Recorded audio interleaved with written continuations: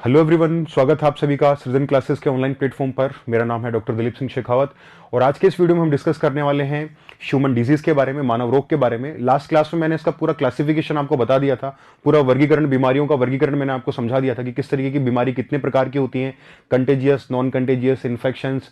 और उसमें हम सबसे पहले शुरू करने वाले थे वायरल डिजीज के बारे में। और वायरल डिजीज में सबसे इंपॉर्टेंट जो बीमारी आती है, सबसे पहली बीमारी जिसका नाम है बेटा एड्स।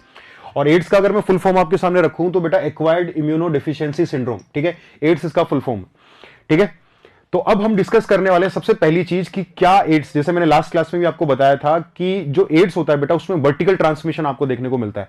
वर्टिकल ट्रांसमिशन का मतलब क्या होता है कि वर्टिकल ट्रांसमिशन में मदर से बेबी में, अगर मदर जो है प्रेग्नेंट है, उसके वूम के अंदर कोई भी बच्चा है, पेट में अगर कोई बच्चा है और मदर जो है वो एचआईवी इंफेक्टेड है, तो वो बीमारी बच्चे के अंदर जा सकती है। तो मां से बच्चे में डायरेक्ट जो ट्रांसमिशन हो रहा है, ऐसे ट्रांसमिशन को आप वर्टिकल ट्रांसमिशन या ऊर्ध्वाधर संचरण कहते हैं। तो क्या बच्चा एचआईवी के साथ ही पैदा होगा? तो आप कहेंगे बिल्कुल सर, वो एचआईवी के साथ ही पैदा होगा। क्लियर, किताबों में ये लिखा हुआ है। अब बात यह आती है कि कोई भी बच्चा जब बीमारी के साथ पैदा होता है तो वो बीमारी कंजेनिटल डिजीज होनी चाहिए या नहीं होनी चाहिए? आप कहेंगे बिल्कुल सर, वो कंजेनिटल डिजीज होनी चाहिए। कंजेनिटल का मतलब होता है बेटा जन्मजात रोग।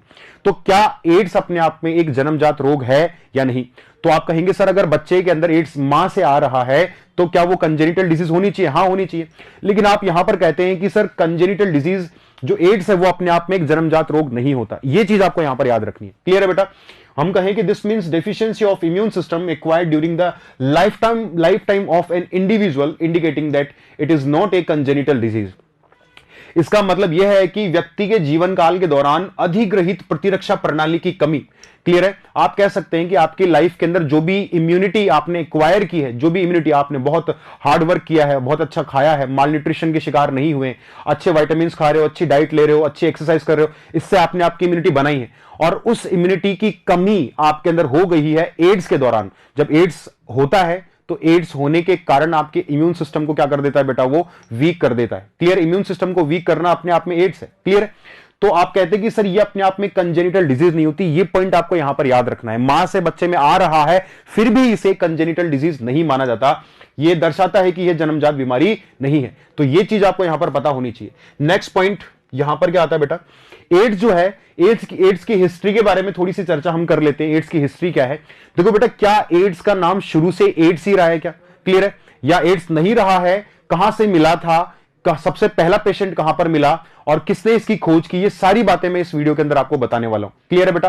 तो कुछ बीमारियां ऐसी हैं जिनको आपको डिटेल के अंदर पढ़ना होगा। लाइक आपको कैंसर थोड़ा सा डिटेल के अंदर पढ़ना होता है, एड्स आपको डिटेल में पढ़ना होता है, रेबीज वगैरह, ये कुछ बीमारियां ऐसी हैं। बाकी की छोटी मोटी बीमारियां जिनके अंदर हम अगर सिर्फ पैथोजन का नाम भी याद रख लेंगे ना तो भी अपना काम चल जाएगा। तो एक कोरोना वायरस जो कि अभी बहुत ज्यादा चल रहा है, आपने देखा लॉकडाउन वगैरह लगा हुआ है, पूरी दुनिया जो है इस पैंडेमिक से जूझ रही है। तो कोरोना वायरस के बारे में भी जो भी डिटेल जो चर्चा हम करेंगे, पूरा का पूरा मामला मैं आपसे डिस्कस करूंगा। कोवैक्सीन, कोविशील्ड, फाइजर, इन सब के बारे में भी, वैक्सीनेशन भी आपके टॉपिक में है तो वैक्सीनेशन के बारे में भी हम चर्चा करने वाले हैं। ठीक है? तो टोटल पूरा डिटेल जो एड्स है, कोरोना है, कैंसर है, ऐसी कुछ बीमारियां जिनको मैं थोड़ा सा डिटेल के अंदर आपके सामने रखूंगा। तो सबसे पहले हिस्ट्री ऑफ एड्स की बात हम कर लेते हैं। हिस्ट्री ऑफ एड्स क्या कहता है बेटा? तो AIDS was first discovered in homosexuals in USA, Haiti, in 1981। देखो सबसे पहला जो पेशेंट था ना एड्स का, वो आपको हताई में मिला था। ठीक है? और वो सबसे पहले कहां पर देखा गया बेटा? होमोसेक्सुअल्स में देखा गया। होमोसेक्सुअल्स का मतलब होता है सर समलैंगिक लोग जो होते हैं, लाइक गे, लेस्बियंस, आपने नाम सुना होगा, आपके दैनिक जीवन में भी, मूवीज वगैरह में आपने देखा होगा। क्लियर है?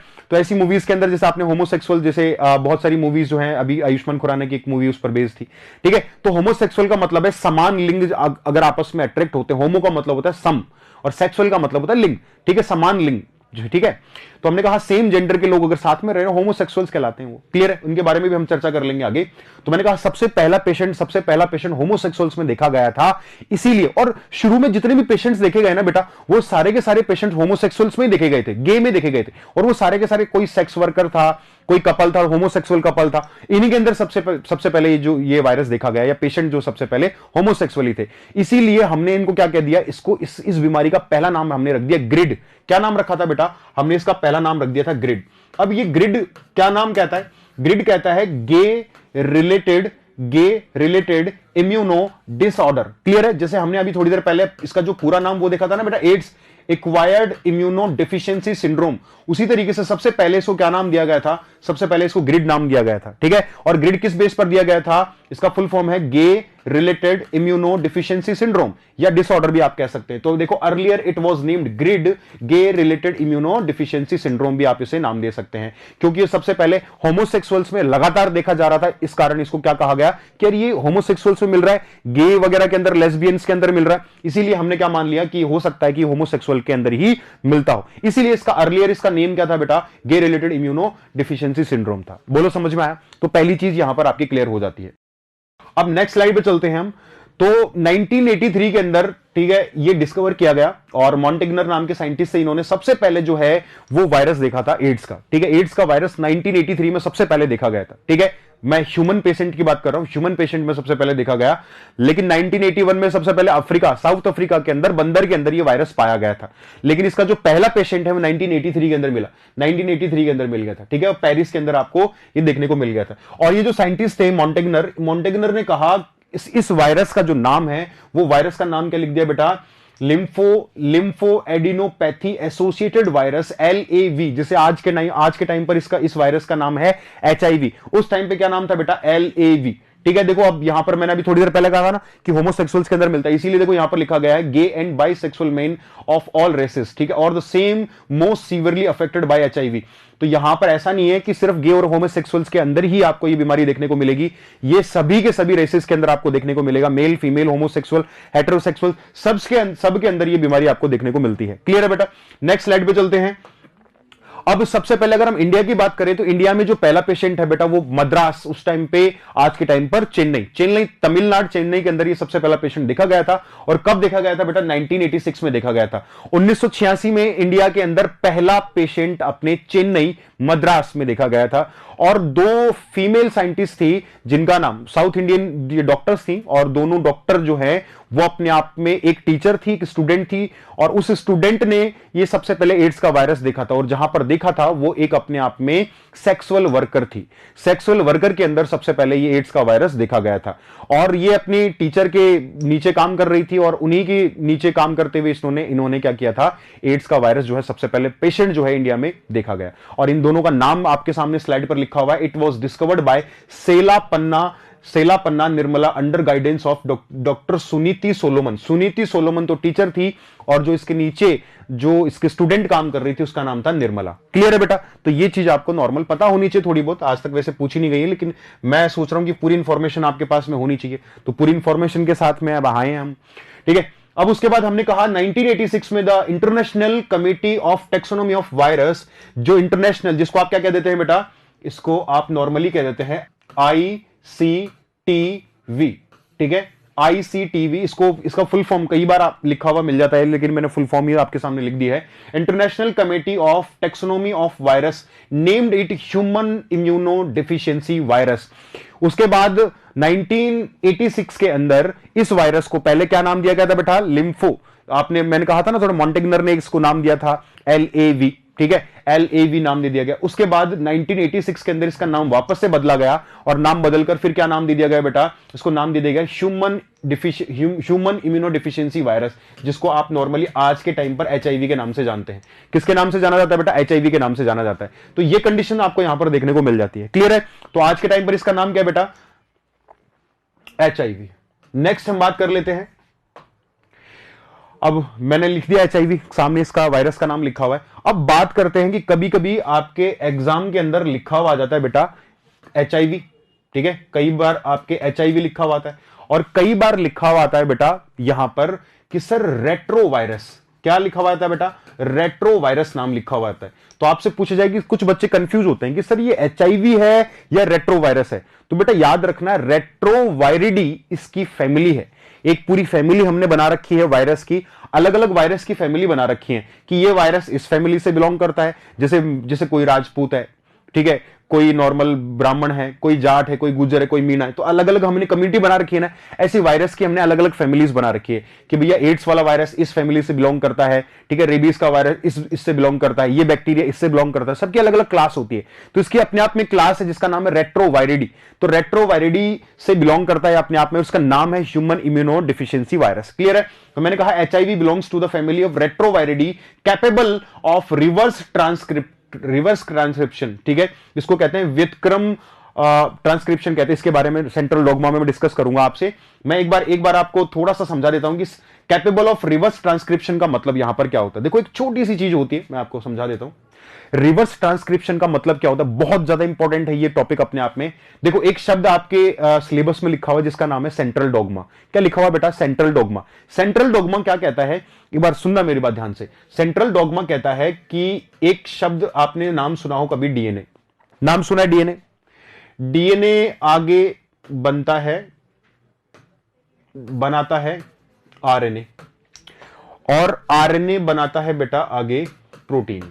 क्या बनाता है बेटा? प्रोटीन। आराम से सुनना मेरी बात, मैं क्या कह रहा हूं कि मैंने कहा सबसे बड़ा कौन है? डीएनए। बड़ा मतलब सबका, इन सब में बाप कौन है? डीएनए। ठीक है, डीएनए से क्या बनेगा बेटा? आरएनए बनता है, और आरएनए से हमेशा क्या बनती है? प्रोटीन बनती है। और ये जो रिएक्शन मैं यहां पर बता रहा हूं, डीएनए से आरएनए, आरएनए से प्रोटीन, ये रिएक्शन हमेशा किस डायरेक्शन में चलती है? इस डायरेक्शन में चलती है, यूनिडायरेक्शनल होती है। ये अपने आप में क्या कहलाती है बेटा? यूनिडायरेक्शनल, मतलब एक दिशीय प्रक्रिया है ये प्रोसेस कैसी है? यूनिडायरेक्शनल है, एक ही दिशा में आगे चलेगी। सर एक दिशा का मतलब क्या, ये इस दिशा में वापस चल सकती है क्या? आप कहोगे नहीं सर, इस दिशा में वापस जाने का मतलब क्या है? इस दिशा में वापस जाने का मतलब यह है कि डीएनए हमेशा क्या बनाएगा? आरएनए बनाएगा, और आरएनए हमेशा क्या बनाएगा? प्रोटीन बनाएगा। ऐसा कभी नहीं हो सकता कि प्रोटीन क्या बनाए? आरएनए बनाए, और आरएनए से क्या बन जाए? डीएनए बन जाए। ठीक है, तो एक साइंटिस्ट थे जिनका नाम था बेटा वॉटसन और क्रिक। ठीक है, वॉटसन और क्रिक, इन दोनों ने क्या दिया? एक सेंट्रल डॉगमा नाम की थ्योरी दी। सेंट्रल डॉगमा कहता है कि डीएनए से हमेशा आरएनए बनेगा, और आरएनए से हमेशा प्रोटीन बनेगा। बाकी कभी भी ऐसा कभी नहीं होगा कि हम आरएनए से क्या बना दें? डीएनए बना दें। ये तो वही वाली बात हो गई कि ये तो बाप है और ये बेटा है, बेटे ने बाप को पैदा कर दिया। कभी ऐसा हो सकता है क्या? हमेशा क्या होगा कि बाप हमेशा क्या करेगा? बच्चे को पैदा करेगा। लेकिन कभी ऐसा हो बच्चा बाप को पैदा कर दे? ऐसा प्रोसेस संभव है क्या इस दुनिया में? आप बोलोगे नहीं है। ठीक है, तो हमने क्या कहा कि एक चीज याद रखना कि डीएनए से आरएनए बनने की प्रोसेस और आरएनए से प्रोटीन बनने की प्रोसेस क्या कहलाती है। ठीक है, तो हमने क्या कहा, मैं एक बार थोड़ा सा साफ कर देता हूं इसे। हाँ, अब देखिए, तो सर डीएनए से आरएनए बनने की प्रोसेस क्या कहलाती है? तो डीएनए से आरएनए बनने की प्रोसेस कहलाती है ट्रांसक्रिप्शन। क्या कहलाती है बेटा? ट्रांसक्रिप्शन कहलाती है। हिंदी में क्या लिख दूं बेटा मैं?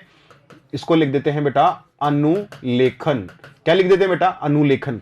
और सर आरएनए से प्रोटीन बनने की जो प्रोसेस होती है, this process is also known as translation. क्या कहलाती है बेटा? ट्रांसलेशन। इसको हिंदी में क्या कह देते हैं बेटा? अनुवादन। क्या कह देते हैं बेटा? अनुवादन कह देते हैं। बोलो डन है यहां तक? लेकिन फिर एक एक्सेप्शन मिला। एक एक्सेप्शन ऐसा मिला कि बच्चे ने बाप को पैदा कर दिया, मतलब आरएनए से डीएनए मिल गया। मतलब ये जो ट्रांसक्रिप्शन है इसका इनवर्स हो गया। इनवर्स का मतलब उल्टा हो गया और रिवर्स हो गया, और इस कंडीशन को आप क्या कह देते हैं? Reverse transcription. Reverse transcription. और वॉटसन और क्रिक देखते रह गए, बोले यार ये तो अचंभे वाली बात है। उन्होंने तो क्या कह दिया था? सेंट्रल डॉगमा नामक थ्योरी दे दी थी। उन्होंने कह दिया था कि डीएनए से हमेशा आरएनए बनेगा, आरएनए से प्रोटीन। कभी भी ऐसा नहीं हो सकता कि आरएनए क्या बना दे? वापस क्या बना दे? डीएनए बना दे। ठीक है, और ऐसा पहली बार देखा गया एक वायरस में, जिसका नाम क्या था बेटा? HIV virus. और वो कौन सी फैमिली से बिलोंग करता था? रेट्रोवायरिडी फैमिली से, जो कि अभी हमने 2 मिनट पहले आपको बताया। रेट्रोवायरिडी फैमिली के जो वायरस होते हैं बेटा, वो वायरस क्या काम करते हैं? वो आरएनए से डीएनए बना सकते हैं, और जब डीएनए से आरएनए बनता है तो ट्रांसक्रिप्शन कहलाता है, और आरएनए से वापस डीएनए बनने की प्रोसेस रिवर्स ट्रांसक्रिप्शन कहलाती है। तो मैं आपसे पूछूं कि रिवर्स ट्रांसक्रिप्शन का एग्जाम्पल बताइए आप आंख बंद करके क्या जवाब देंगे? HIV कहेंगे। मैं आपसे पूछूं कि सेंट्रल डोगमा का एक्सेप्शन अपवाद बताइए, आप आंख बंद करके जवाब देंगे HIV। तो HIV वायरस एक ऐसा वायरस है जो कि जिसमें क्षमता है, जिसमें कैपेसिटी है कि वो RNA से क्या बना सके? DNA बना सके। इज इट ओके और नॉट? क्लियर है? तो ये चीज आपको यहां पर पता होनी चाहिए। अब आपको वो चीज समझ में आ जाएगी जो मैं आपको थोड़ी देर पहले समझाने की कोशिश कर रहा था कि HIV belongs to the family of retroviridae capable of reverse transcription, जिसके अंदर क्षमता है रिवर्स ट्रांसक्रिप्शन, व्युत्क्रम ट्रांसक्रिप्शन करने की। व्युत्क्रम अनुलेखन कह देते हैं आप इसे हिंदी में। क्लियर है बेटा? ये कंडीशन आपको यहां पर पता होनी चाहिए। क्लियर है? तो ये अपने आप में, ये जो इस स्लाइड पे जो भी काम का था वो मैंने आपको बता दिया। चलो नेक्स्ट स्लाइड के ऊपर चलते हैं। नेक्स्ट हम बात कर लेते हैं स्ट्रक्चर ऑफ HIV। देखो स्ट्रक्चर ऑफ HIV आपके काम का नहीं, लेकिन फिर भी मैं आपको जनरल आपको बता रहा हूं, नॉलेज आपको दे देते हैं। आपके ऊपर डिपेंड करता है कि कौन सी नॉलेज आपको कैच करनी, कौन सी नहीं करनी है। लेकिन मेरा काम है नॉर्मल, आपके एग्जाम में जो भी कुछ आता है ना, एग्जाम में 20 आता है तो मैं आपको 22 कराऊंगा। क्लियर है बेटा? क्योंकि अगर मान लो कि आपको 1500 सीढ़ियां चढ़नी है तो प्रैक्टिस आपको 2000 की करनी पड़ेगी। ठीक है, 2000 की पढ़नी पड़ेगी, उसके बाद ही आप 1500 सीढ़ियां चढ़ सकते हैं। क्लियर है? ऐसा नहीं कि 1500 सीढ़ी चढ़नी है तो 1000 सीढ़ी की प्रैक्टिस करोगे आप। क्लियर है? तो मैंने कहा स्ट्रक्चर ऑफ HIV की स्ट्रक्चर आखिर होती कैसी है बेटा? ये अपने आप में स्फेरिकल होता है। कैसा होता है बेटा? स्फेरिकल होता है। तो मैंने कह दिया HIV नॉर्मली ये स्फेरिकल होता है नॉर्मली, और स्फेरिकल होने के बाद में ये सॉकर बॉल की तरह होता है, फुटबॉल की तरह इसकी स्ट्रक्चर होती है। इसकी बाहर की तरफ कुछ टेंटिकल्स निकले हुए रहते हैं। जैसे मैंने कहा था कोरोना वायरस के बारे में हम स्टडी करेंगे आगे। कोरोना वायरस के अंदर आपने देखा ना, कुछ ऐसे से कुछ आपने कुछ ये सारी की सारी चीजें निकली हुई रहती हैं ऐसी। ठीक है बेटा? ऐसी चीजें निकली रहती है ना कोरोना वायरस में बाहर की तरफ। तो इसी तरीके से इसके ऊपर कुछ ऐसी प्रोटीन्स बाहर की तरफ निकली रहती हैं HIV के ऊपर, और लेकिन इसकी जो स्ट्रक्चर होती है वो सॉकर बॉल जैसी होती है। इसका डायमीटर कितना हो सकता है बेटा? इसका व्यास कितना हो सकता है? लगभग 100 nm से लेकर आपके 109 nm तक। बेटा ये 109 nm होगा। क्लियर है बेटा? 109 तक होगा। तो 100 से लगभग 109 nm तक इसकी वो कंडीशन हो सकती है। क्लियर है? ये NM है बेटा, है ना? NM ये कंडीशन। नेक्स्ट हम बात कर लेते हैं बेटा, बात आती है HIV is made up of. अब देखो HIV वायरस आपके सामने यहां पर रख रखा है। ये HIV वायरस मैंने कहा था ना, बाहर की तरफ कुछ देखो ये ग्लाइकोप्रोटीन्स निकली हुई रहती है। अब देखो किसी भी वायरस में मैं आपसे पूछूं कि वायरस के अंदर आखिर होता क्या है? बेटा वायरस में कुछ भी नहीं होता। ये जो स्ट्रक्चर आपको ना कंफ्यूज करने के लिए दी हुई है, बिल्कुल ठीक है, कंफ्यूज होना ही नहीं है आपको। मैं आपको कहूं कि वायरस किससे मिलकर बना, आपको बोलना है सर वायरस में टोटली 2 चीज होती हैं। कितनी चीजें होंगी? 2 चीजें होंगी। एक तो सीधी सीधी सी बात यह है कि वायरस के अंदर नॉर्मली वायरस में टोटली 2 चीजें होंगी। सर क्या चीजें होंगी वायरस के अंदर? 2 चीजें।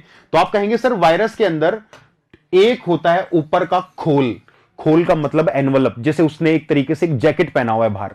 ठीक है बेटा? एक अंदर एक बाहर जैकेट पहना हुआ है, और अंदर एक सिर्फ और सिर्फ उसके अंदर क्या होगा? जेनेटिक मटेरियल होगा। जेनेटिक मटेरियल का मतलब यार ऐसा मटेरियल जो कि जेनेटिक जो ट्रेट्स होते हैं बेटा, एक जगह से दूसरी जगह पर लेके जाता है। एक जगह से मतलब है कि एक आपके जो भी, जैसे नॉर्मली फादर है, फादर से कोई भी ट्रेट्स या जो प्रॉपर्टीज है, कैरेक्टरिस्टिक है, वो बच्चे में आ रही हैं। तो बेटा एक पीढ़ी से, एक जनरेशन से दूसरी जनरेशन के अंदर ये गुणों का संचरण करने वाले, जो ट्रेट्स को लेके आने वाला जो मटेरियल होता है वो जेनेटिक मटेरियल होता है। तो आपके पापा ने आपको क्या दिया था बेटा? आपके पापा ने आपको दिया DNA। किसके फॉर्म में दिया बेटा? जेनेटिक मटेरियल के फॉर्म में। क्लियर है बेटा? तो जेनेटिक मटेरियल के फॉर्म में आपको आपके पापा से क्या मिला था? DNA मिला था। तो जेनेटिक मटेरियल 2 टाइप के हो सकते हैं बेटा, या तो होगा आपका DNA या फिर क्या होगा बेटा? RNA। आपकी बॉडी के अंदर DNA RNA दोनों मिलते हैं, लेकिन एक वायरस के अंदर एज ए जेनेटिक मटेरियल या तो सिर्फ DNA मिलेगा, या फिर और का मतलब है या यहां से यहां पर आपको क्या मिलेगा? RNA मिलेगा। क्या सर DNA RNA दोनों नहीं मिल सकते? आप कहेंगे सर दोनों बिल्कुल नहीं मिल पाएंगे, या तो सिर्फ DNA मिलेगा या फिर RNA मिलेगा। सर कब DNA मिलता है, कब RNA मिलता है? तो यह चीज पता होनी चाहिए कि एनिमल वायरस जो होते हैं, एनिमल वायरस का मतलब है, देखो जितने भी एनिमल्स आपको दिख रहे हैं हमारे अंदर है, गाय भैंस घोड़ा बकरी, इन सबको इन्फेक्ट करने वाले जो वायरस होते हैं वो एनिमल वायरस कहलाते हैं, और जो प्लांट को इन्फेक्ट करेंगे वो प्लांट वायरस कहलाएंगे। तो एनिमल वायरस के अंदर हमेशा और हमेशा आपको कौन देखने को मिलेगा? DNA देखने को मिलेगा। और जबकि जो प्लांट वायरस होते हैं उनके अंदर कौन देखने को मिलता है? RNA मिले। ठीक है? दोनों एक साथ नहीं मिलेंगे। यह कंडीशन आपको पता होनी चाहिए। ठीक है, चलो अपनी स्लाइड पर वापस चलते हैं। तो मैंने क्या कहा, इस जगह पर देख लीजिए आप। तो मैंने आपसे कह दिया कि सीधी सी बात यह है कि यह प्रोटीन का ऊपर खोल हो गया, और इसके अंदर आपको DNA RNA देखने को मिलेगा। बाहर कुछ प्रोटीन की कुछ स्पाइक्स प्रोटीन आपको निकली हुई देखने को मिल सकती है। इसके अलावा पूरे आपके वायरस की स्ट्रक्चर में कुछ भी देखने को आपको नहीं मिलता है। तो सिर्फ दो चीजें इंपॉर्टेंट है। सबसे पहली चीज, एक ऊपर प्रोटीन का खोल और अंदर आपका जेनेटिक मटेरियल। अगर वो एनिमल वायरस है तो डीएनए मिलेगा, अगर वो प्लांट वायरस है तो सीधा के सीधा आरएनए मिलेगा। बस इतनी सी बात है, ठीक है। और बाकी सब कुछ देखने को जरूरत नहीं है, इनर कोर, आउटर एनवेलप या कुछ नहीं, बस ये आउटर एनवेलप है जो कि प्रोटीन से मिलकर बना है और एक जेनेटिक मटेरियल है। बस ये याद रखो आपके बेसिस पर। बाकी एडवांस स्टडी करते हैं जो माइक्रोबायोलॉजी में, तब आपको इसकी जरूरत पड़ती है। बस ये चीज मेरे को बतानी थी, इसीलिए मैंने HIV is made up of, तो मैंने बस ओवरऑल वायरस की बात आपके साथ में कर ली है। तो कोरोना वायरस भी जब हम पढ़ेंगे तो आपको क्या पता होना चाहिए कोरोना में, कि बाहर तो एक प्रोटीन मिलेगी आपको और अंदर की तरफ क्या मिलेगा, जेनेटिक मटेरियल। तो आपका जो कोरोना है उसमें डीएनए मिलेगा, आरएनए मिलेगा। तो आप कहोगे सर हमेशा उसमें डीएनए मिलेगा, क्योंकि कोरोना कैसा है बेटा, एनिमल वायरस है ना।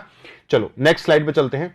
नेक्स्ट स्लाइड पे अब देखो, हर बीमारी की तरह इसमें भी हम क्या देखेंगे, हर बीमारी में मैंने क्या कहा था, सबसे पहले हम देखेंगे कि कौन सी बीमारी किस तरीके से फैलती है, द मोड ऑफ ट्रांसमिशन। तो एड्स एक पर्सन से दूसरे पर्सन में किस तरीके से जाता है। आप सभी को पता है कि एड्स अपने आप में कंटेजियस डिजीज है, इन्फेक्टियस डिजीज है, मतलब संक्रामक रोग है। अब ये संक्रामक रोग है तो किस तरीके से ये पर्सन टू पर्सन क्या होता है, स्प्रेड होता है। तो इसके फैलने के तरीके, अगर मुझे एड्स है तो मेरे अंदर से किसी दूसरे पर्सन में कौन कौन से तरीकों के द्वारा यह बीमारी फैल सकती है, उसको आप कहते हैं मोड ऑफ ट्रांसमिशन, संचरण की विधि। तो संचरण की विधि के लिए आप क्या कह सकते हैं, संचरण की विधि के लिए सबसे पहली चीज आप सभी को पता है, आपने दूरदर्शन पे बहुत सारे एडवर्टाइजमेंट देखे होंगे इस बीमारी के, ठीक है। आजकल तो नहीं आते, लेकिन पहले इसके बहुत सारे एडवर्टाइजमेंट आया करते थे। तो मैंने कहा बाय इंटीमेट सेक्सुअल कांटेक्ट, अगर किसी भी इंफेक्टेड पर्सन के साथ अगर जो है अनसेफ सेक्स हो जाता है, उस दौरान क्या होगा बेटा, ये जो आप कह सकते हैं असुरक्षित यौन संबंध, किसके साथ, इंफेक्टेड पर्सन या संक्रमित व्यक्ति के साथ। किसी भी संक्रमित व्यक्ति के साथ आप क्या कर सकते हैं, असुरक्षित यौन संबंध अगर हो जाएं बाय इंटीमेट सेक्सुअल कांटेक्ट, ठीक है, ये फैल जाएगा। तो किसी भी संक्रमित व्यक्ति के साथ अगर इंफेक्टेड पर्सन के साथ इंटरकोर्स हो गया तो क्या हो सकते हैं, आप संक्रमित हो सकते हैं। दूसरा हमने लिख दिया by infected blood and blood products. अगर मैंने कहूं कि मैं अगर इंफेक्टेड हूं, मेरा ब्लड अगर किसी और को चढ़ा दिया गया है डायरेक्ट, या फिर मेरा कोई भी ब्लड का प्रोडक्ट अगर यूज कर लिया गया, लाइक आरबीसी, डब्ल्यूबीसी, प्लेटलेट्स, कोई प्रोटीन मेरी बॉडी से अगर किसी बॉडी के कांटेक्ट में आ गई, या फिर मैं कहूं क्लिनिकल प्रोसीजर कि मेरे ब्लड के कांटेक्ट में कोई भी सुई या सिरिंज आ गई है एंड देन वो किसी और के ऊपर यूज कर ली गई है, कोई इक्विपमेंट ऐसा यूज हो गया है मेरे ऊपर, कोई सीजर कैंची यूज हो गई है और वो किसी और के ऊपर यूज हो गया हेल्दी पर्सन पे, तो वो इन्फेक्ट हो जाएगा। क्लियर है बेटा।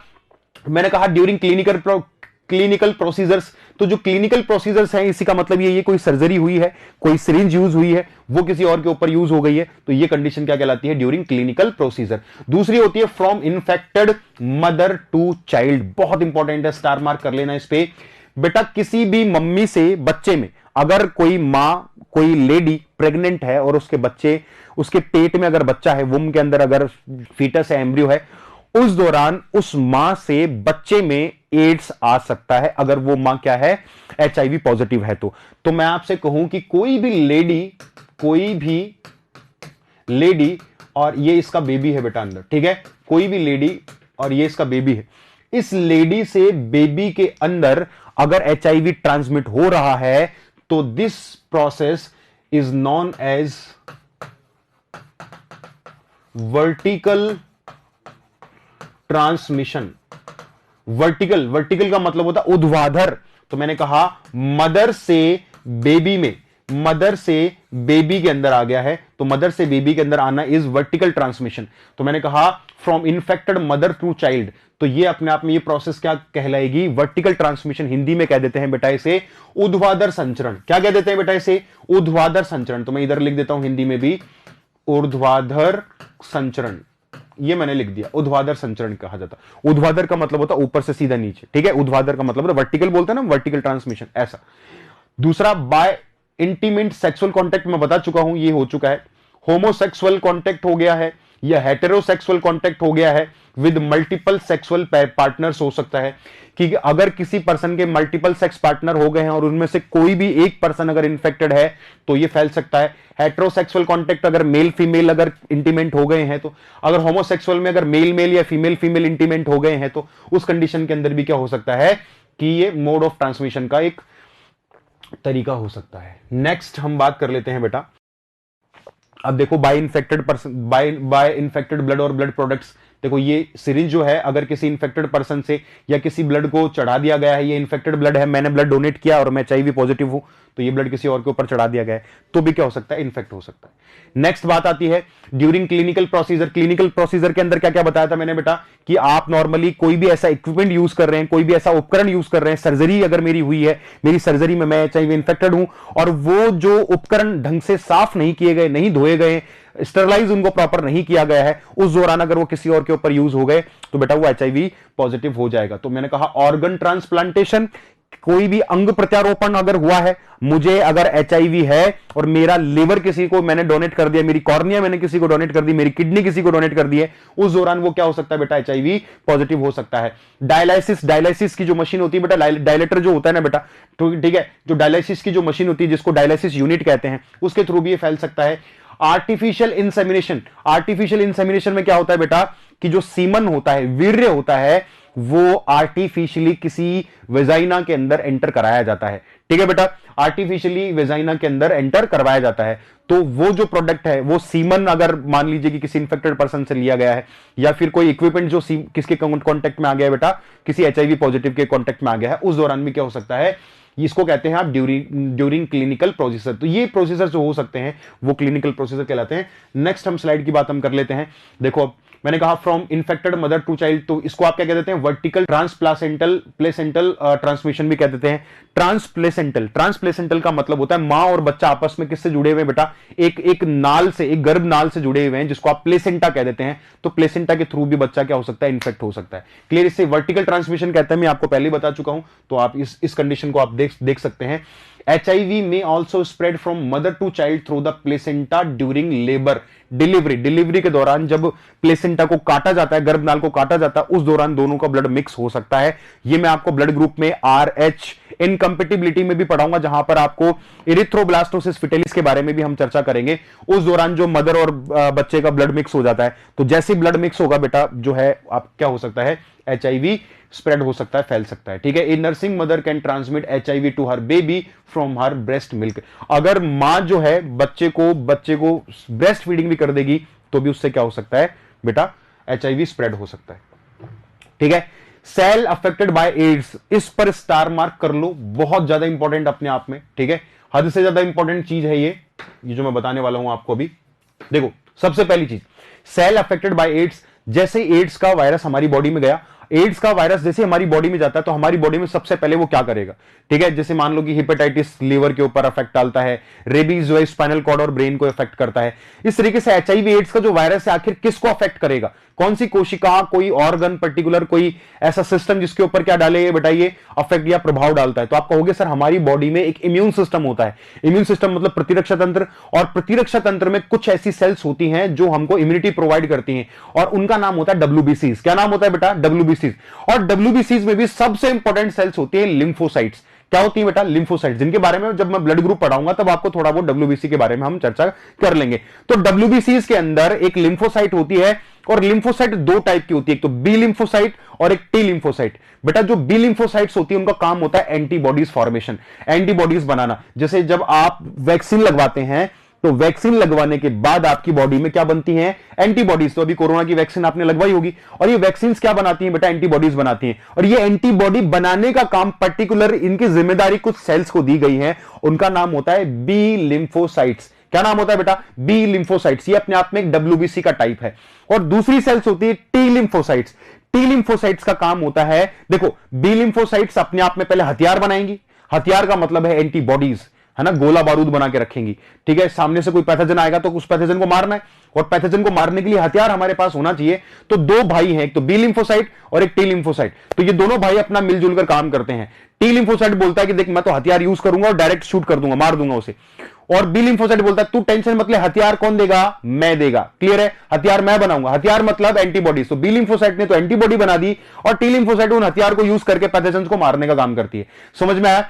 तो पैथोजन को मारने का काम किसका है, टी लिम्फोसाइट्स का है। और ये जो एचआईवी वायरस आएगा, एचआईवी वायरस आते ही सबसे पहले वॉरियर्स को मारती है, योद्धाओं को मारता है। योद्धा कौन है, उनको पता है कि इसका इम्यून सिस्टम किससे है, मारने का हमको कौन मारेगा, टी लिम्फोसाइट्स मारेंगे। तो टी लिम्फोसाइट्स को ही मार दो। अब टी लिम्फोसाइट्स में भी कई टाइप की सेल्स होती हैं बेटा, जैसे हेल्पर टी सेल्स होती हैं, किलर टी सेल्स होती हैं, तो ये हेल्पर टी सेल्स और किलर सेल्स को ही मार देती हैं, और मार देंगी तो अब फिर गोला बारूद यूज करने वाला कोई है ही नहीं, और यूज करने वाला कोई नहीं है तो फिर हमारा इम्यून सिस्टम क्या हो जाता है, कमजोर हो जाता है। क्लियर है बेटा? तो ये पूरी कथा मैंने आपको बताई। और जो टी लिम्फोसाइट्स होती है बेटा, टी लिम्फोसाइट्स में कितने टाइप की सेल्स होती हैं? बहुत सारी टाइप की, जिनमें दो इंपॉर्टेंट होती हैं। पहले टाइप जिनको आप क्या कह देते हैं बेटा, हेल्पर टी सेल्स, ये प्लस नहीं है बेटा, टी है, ठीक है, हेल्पर टी सेल्स। और दूसरा होता है बेटा किलर टी सेल्स। क्या होता है बेटा? किलर, ये टी है यहां पे, है ना, किलर टी सेल्स। तो ये किलर, आपसे पूछा जाए एचआईवी के अंदर कौन सी सेल्स की नंबर कम हो जाती है, तो आप कहोगे देखो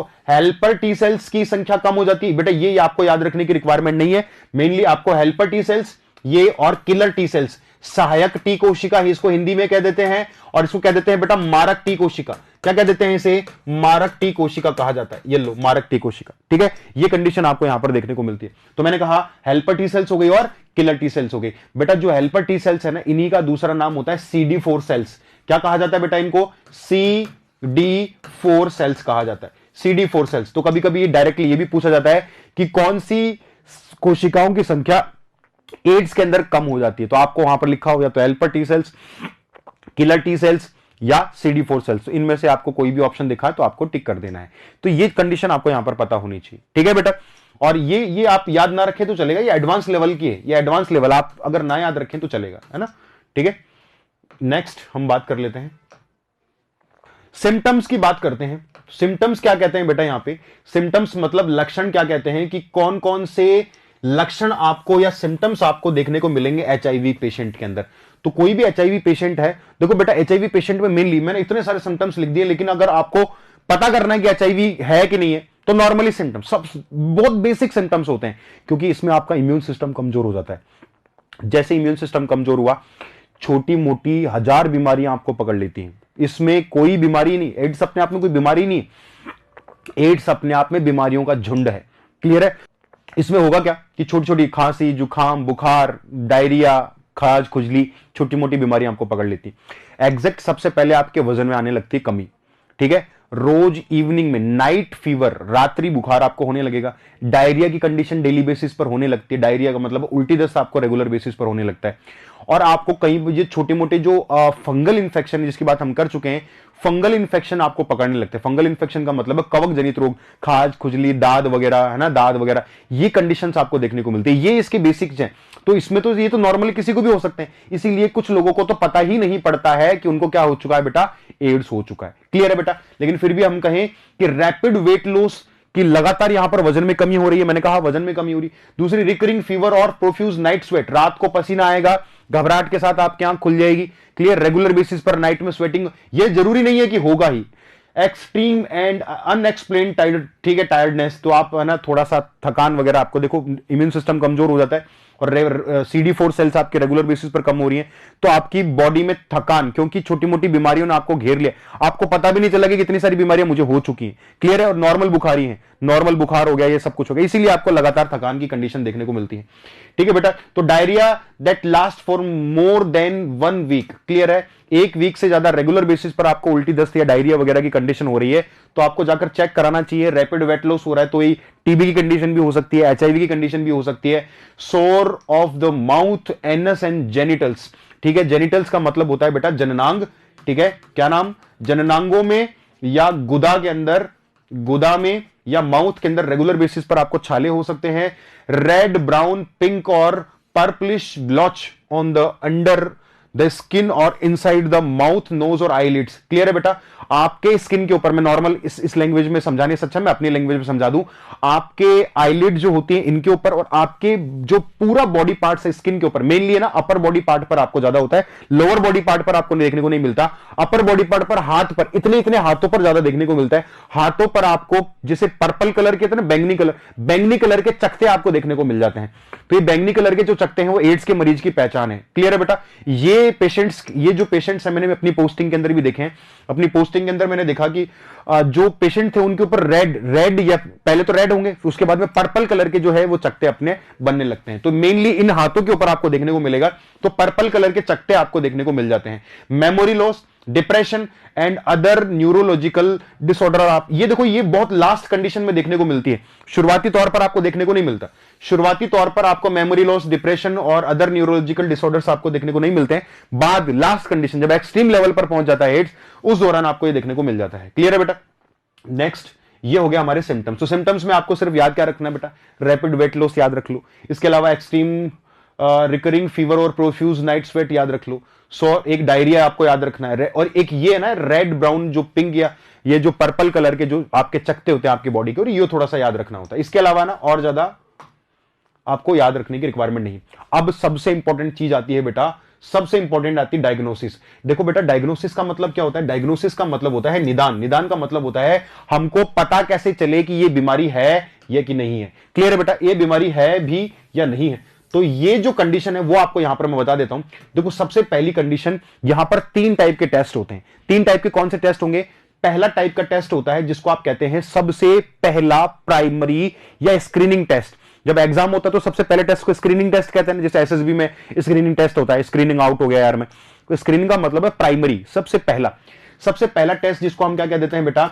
एलिजा कह देते हैं। क्या कह देते हैं बेटा? एलिजा कह देते हैं। एलिजा का फुल फॉर्म क्या होता है बेटा? एंजाइम लिंक्ड इम्यूनोसॉर्बेंट एसे। ठीक है, एंजाइम लिंक्ड इम्यूनोसॉर्बेंट एसे। प्राइमरी टेस्ट जब हो जाता है उसके बाद आता है सेकेंडरी टेस्ट, और सेकेंडरी टेस्ट को आप कहते हैं कंफर्मेटरी टेस्ट, जिससे हम कंफर्म कर पाए कि सच में एचआईवी एड्स है भी कि नहीं है। दूसरा कंफर्मेटरी टेस्ट, या जिसको आप सेकेंडरी टेस्ट के नाम से भी जानते हैं, सेकेंडरी टेस्ट के नाम से भी आप इसको जानते हो। सेकेंडरी टेस्ट कौन सा होता है? कंफर्मेटरी, जिसको निश्चयात्मक परीक्षण, कंफर्म कर लिया, निश्चय कर लिया कि यह बीमारी है कि नहीं है। तो सेकेंडरी टेस्ट क्या होता है बेटा? कंफर्मेटरी टेस्ट, जिसका नाम है वेस्टर्न ब्लॉट। क्या नाम होता है बेटा? वेस्टर्न ब्लॉट टेस्ट कहा जाता है। क्या कहते हैं इसको? वेस्टर्न ब्लॉट टेस्ट कहा जाता है। और तीसरा टेस्ट जो आज का सबसे मॉडर्न टेस्ट है, जो शायद दुनिया की 99% लोगों ने करवा लिया होगा, जिसका नाम है बेटा पीसीआर। बिल्कुल जी, पीसीआर, ये वही पीसीआर है जो कोरोना में आप करवाते हैं, आरटीपीसीआर, जिसका फुल फॉर्म है पॉलीमरेज चेन रिएक्शन। तो सर ये तो कोरोना में होता है बेटा, ये दुनिया की हर वायरल डिजीज के अंदर हो सकता है। जितनी भी वायरस से होने वाली बीमारियां हैं सबके अंदर आप आरटीपीसीआर करवा सकते हैं। पॉलीमरेज चेन रिएक्शन अपने आप में एक मॉडर्न वायरल टेस्ट होता है, जो कि सारी की सारी वायरल बीमारियां या वायरस जनित जो रोग हैं, वायरस से होने वाली जो बीमारियां हैं, सबके अंदर ये इफेक्टिव होता है। ये मॉडर्न है, फास्ट है और ऑथेंटिक है। क्लियर है? तो हम अपने स्लाइड पर वापस चलते हैं। तो देखो, सबसे पहला क्या हो गया बेटा? सबसे पहला होगा एलिजा, एंजाइम लिंक्ड इम्यूनोसॉर्बेंट एसे। ये अपने आप में एक स्क्रीनिंग टेस्ट होता है। दूसरा मैंने कहा वेस्टर्न ब्लॉट टेस्ट, जिसको आप कंफर्मेटरी टेस्ट या निश्चयात्मक परीक्षण भी कह देते हैं। और ये जो एलिजा पॉजिटिव पर्सन आते हैं, जैसे मेरे को एलिजा करवाया और मेरा एलिजा पॉजिटिव आ गया, तब जाकर मैं क्या करवाऊंगा कि कंफर्म करवाऊंगा सच में है कि नहीं है। क्लियर है? तो हमने कहा क्या करवा दिया? वेस्टर्न ब्लॉट टेस्ट करा दिया। और अगर आप ये नहीं करवाना चाहते तो बेटा सबसे जो मॉडर्न टेस्ट है, सबसे आधुनिक परीक्षण है, वो करवा सकते हैं पीसीआर, जिसको पॉलीमरेज चेन रिएक्शन कहा जाता है। और लास्ट में बात आती है ट्रीटमेंट की। ठीक है, डायग्नोसिस भी हो गया, हमने चेक भी कर लिया, एड्स निकल गया, एड्स आ गया। अब क्या इसका कोई ट्रीटमेंट हमारे पास अवेलेबल है क्या? तो आप कहोगे कि sir no treatment available still.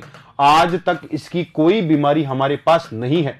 ठीक है, किसी प्रकार की कोई बीमारी आज तक हमारे पास इसकी नहीं है। फिर क्या करें सर? कुछ तो होगा। तो बेटा कुछ ऐसा, बस ऐसा मान लीजिए कि थोड़ी सांत्वना, एक सिंपैथी देने के लिए कुछ दवाइयां दी जाती हैं। और वो जो दवाइयां हैं वो आपके वायरस को मार तो नहीं सकती, लेकिन वायरल ग्रोथ को रोक देती हैं। जो विषाणु का जो संक्रमण है उसको वहीं स्टॉप कर देती है, आगे वायरस को नहीं बढ़ने दे रही। आगे जितना इंफेक्शन है उतना तो रहेगा, लेकिन आगे वो नहीं बढ़ पाएगा। क्लियर है? तो आप कह सकते हैं इसके लिए वायरल स्टिक जो आपको ड्रग्स दी जाती हैं, जिसका पहला नाम है बेटा AZT, जिसको एजिडोथाइमिडीन या जीडोवुडिन नाम की टेबलेट दी जाती है, जो कि इस पूरे ट्रीटमेंट को कहा जाता है बेटा ART। क्या कहा जाता है? ART, anti retro treatment. Anti retro, anti का मतलब होता है प्रति, रेट्रो का मतलब रेट्रो वायरस, और टी का मतलब ट्रीटमेंट है। तो बेटा ART का पूरा कोर्स यहां पर चलता है। हर महीने की जो दवाइयां दी जाती हैं वो सरकार की तरफ से मुफ्त दवाएं दी जाती हैं बिल्कुल, जिसके अंदर ये AZT, एजिडोथाइमिडीन, और दूसरा जीडोवुडिन नामक जो टैबलेट है, और दूसरी बेटा नेविरापाइन जो है वो टैबलेट यहां पर दी जाती है। तो ये आप याद रखने की रिक्वायरमेंट नहीं है, लेकिन ये एक बार पूछ ली गई थी, जीडोवुडिन और एजिडोथाइमिडीन।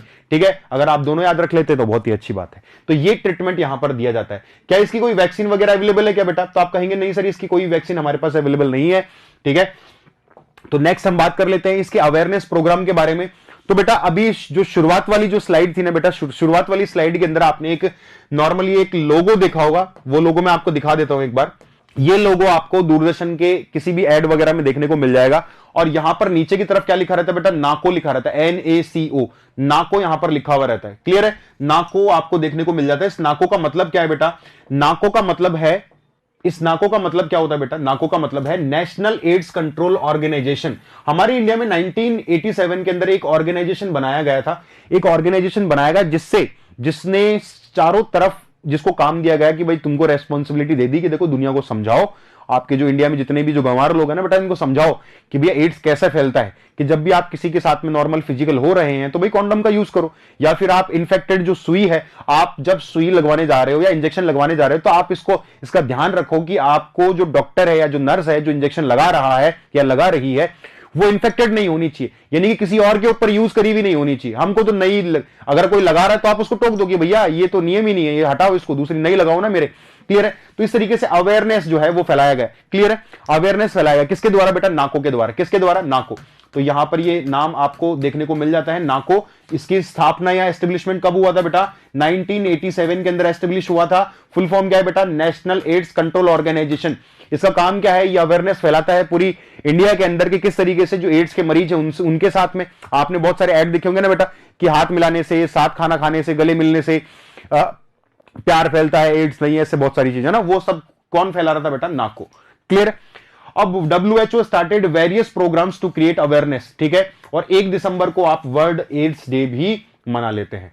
क्लियर है बेटा, तो एड्स में जो भी पॉसिबल चीजें थी, हालांकि थोड़ा सा ये वीडियो लंबा हो गया होगा, लेकिन एड्स में जितनी भी पॉसिबल चीज थी, इससे बाहर आपका कोई सवाल नहीं पूछेगा, मैं गारंटी लेता हूं। क्लियर है, तो एक बार आप इसको 2x में चलाकर इस वीडियो को देख सकते हैं, और कंप्लीट इसके नोट्स बना लीजिए आराम से, PPT फॉर्म में मैंने बना दिए हैं।